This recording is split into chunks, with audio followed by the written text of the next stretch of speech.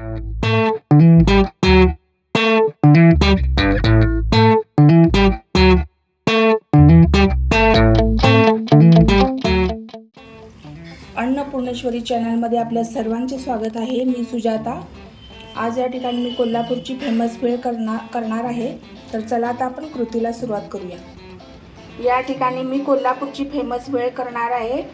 त्याच्यासाठी मी हे बडंग घेतलेला आहे। त्याच्यामध्ये आता आपण हा बारीक चिरलेला कांदा टाकायचा, त्यानंतर बारीक चिरलेला टोमॅटो,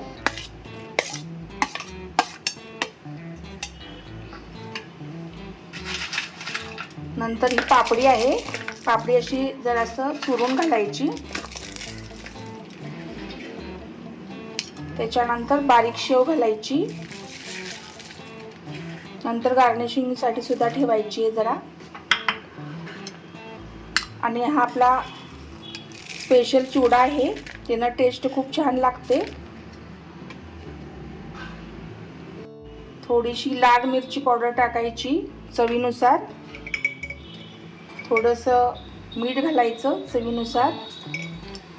आणि या ठिकाणी आता हा चिंचेचा कोळ आहे, गूळ आणि चिंच याची पेस्ट केलेली आहे, ती आता घालून घ्यायची।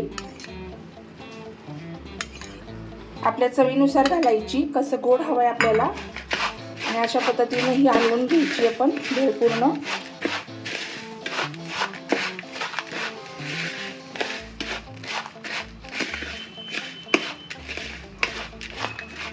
आणि त्याच्यावरती आता आपण कोथिंबीर घालून घ्यायची।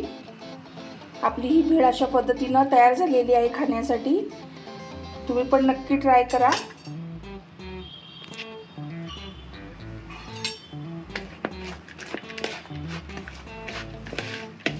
या ठिकाणी आपली कोल्हापूरची फेमस भेळ तयार झालेली आहे खाण्यासाठी।